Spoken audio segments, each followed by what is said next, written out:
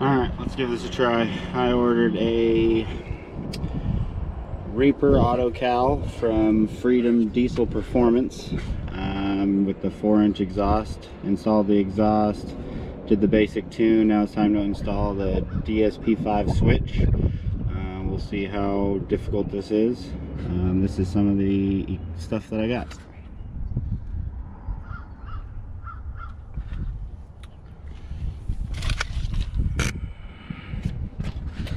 Well, let's try and get these wires through the firewall and hook up to the ECM. Pulled the grommet out from the outside.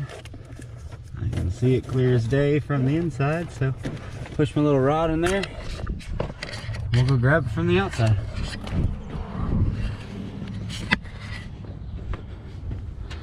So that popped out right there.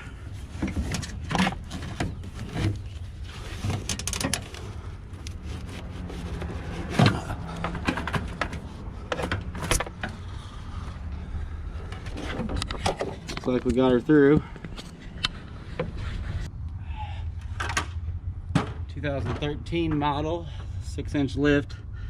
Kind of makes it kind of a pain to work on in the engine compartment. So a little 4-foot ladder is not bad.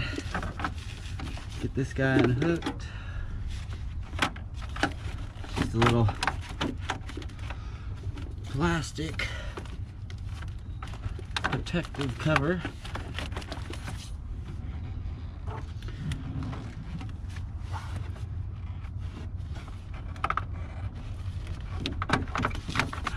Couple little release pins, no big deal.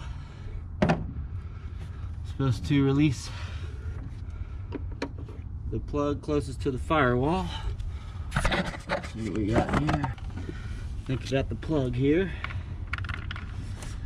Got it released. Slide the little red tab, push down, and then pull up on the lever to get it to release. Keep pulling up on that lever.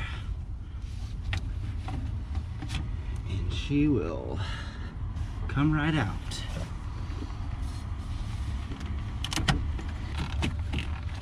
A little bit of a fight to get it untangled from the other harnesses, but not too unbearable.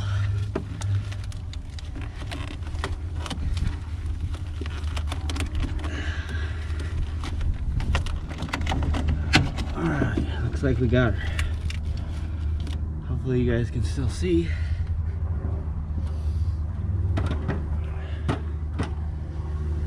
So we'll cut some of these zip ties. Let me get some cutters real quick. Get this little zip tie cut. Here we go. See if we can get this cover off now. Looks like a couple little clasps. One side, and there's the other. So get the back removed. All right, let's see here. They said there should be, need to remove this gray little insert here as well. Supposed to be careful with this guy.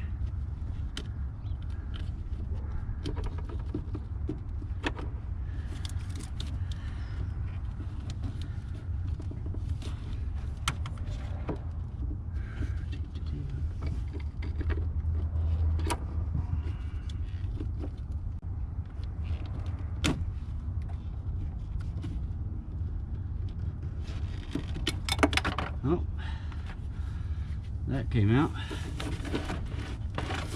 All right, we didn't break her, so that's good. Let's grab the instructions.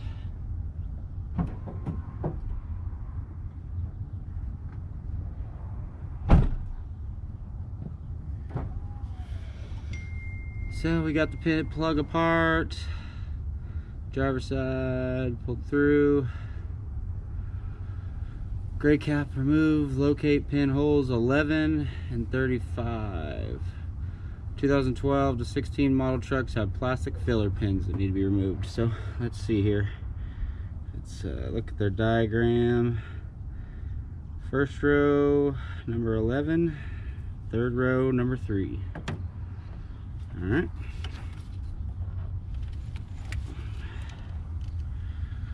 One, 2, 3, 4, 5, 7, 8, 9, 10, 11.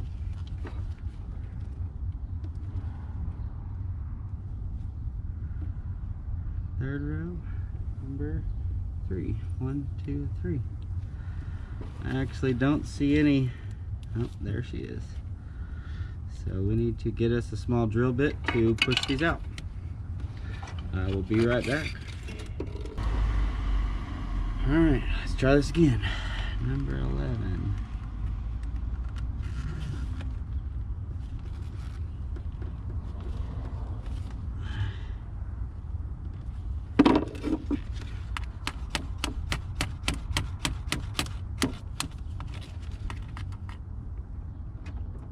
Ooh. It started to come out.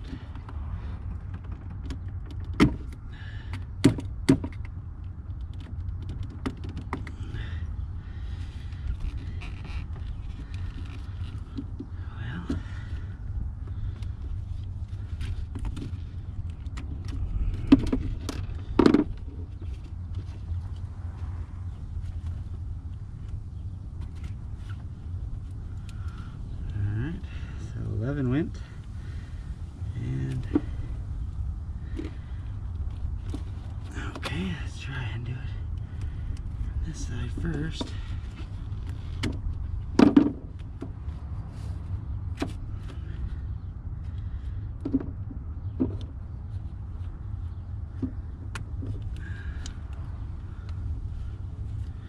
So I pushed it from the inside of the plug out first. You feel a little snap, and then I pushed it through.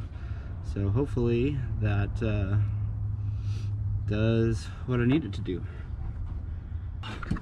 This is that little grommet down there. We gotta try and get the wires through. We'll see how hard that is. So I'm gonna slide this wire loom they gave me on first. See what colors go where. We got a yellow and a black wire. Instruction says yellow goes to 11, black goes to 35. Alright, so 11 is row 1, which I said was yellow. Looks like pins go in this way. Heard a nice little click. 35. Looks like goes that way. Technically your pins should go in the right direction, so if you look carefully, you can see what direction the other pins are going. Got that to clip in, so that was very smooth. Let's go ahead and put our gray tab back in. That only goes one way. Make sure none of your pins are out of whack. Snaps right back in, no problem. Let's put this other cover on. Put a zip tie around this guy. Make sure it stays on. Nice and snug. Put this guy off. See if we can reroute it back the way it was and plug her in. Then we can test and see if she works. I'm gonna route her back underneath all the cables she was under, so it looks original. It appears that I put my zip tie in the wrong spot. That is keeping me from tightening her down. Round 2 of the zip tie, so there's a little lip there that if you put your zip tie in front of, you cannot lock the red tab into place. So I'm gonna be careful of that this time. And see see if we can do this again. Alright, zip tie appears to be tight. Okay. Round 2 plug install.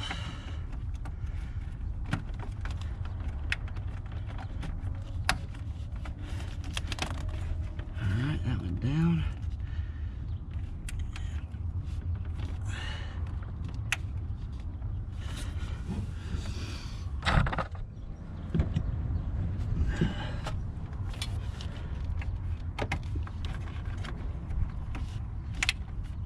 Alright, she clicked into place this time. Let's check these grommet. Put everything. Okay, looks like I got enough slack there. Cut some excess off. That's my wire loom.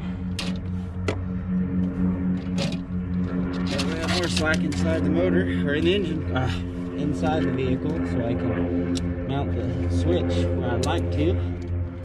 Still haven't picked a location on that yet, but we'll find one. We gotta put the cover back on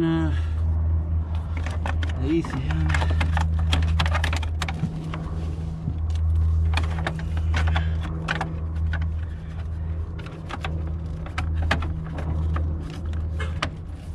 Got that lined up. And it appears that everything looks good. Can't really tell. It's a nice grommet. Once it gets dirty, it'll be alright. So we should be good. I'm gonna fix that wire right there, and then we'll work on the inside. It's been about 30 minutes. Let's take some tools inside the cab. We'll test it, see if it lights up like they say it's supposed to in the little manual they give you. We'll go from there. So here's my switch. I'm not sure where I'm gonna mount it yet, but let's see here. There's a little piece of paper. It says installing your DSP SOTF switch. Requires drilling some holes, nuts, washers, 5 number. After connecting wires or installing the pins to your switch, has a button on it on the back. Turn on the ignition, press the small button on the back of the switch. If one of the LEDs light up, the pins are probably installed the proper holes. If no LEDs light up, you should check to see that both wires are in the correct holes. The LED will be the brightest in position 1 and dim or off by position 5. Alright, so looks like we're in 1 right now. Let's turn on the car.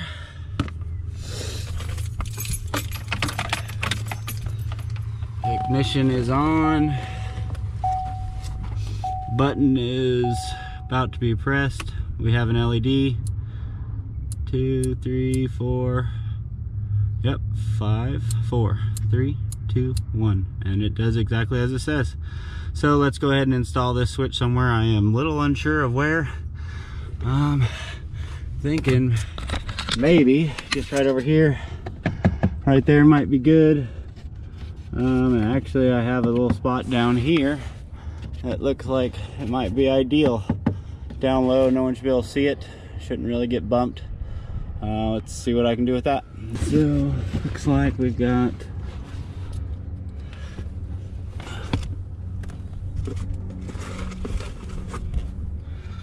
a little Allen key on the switch.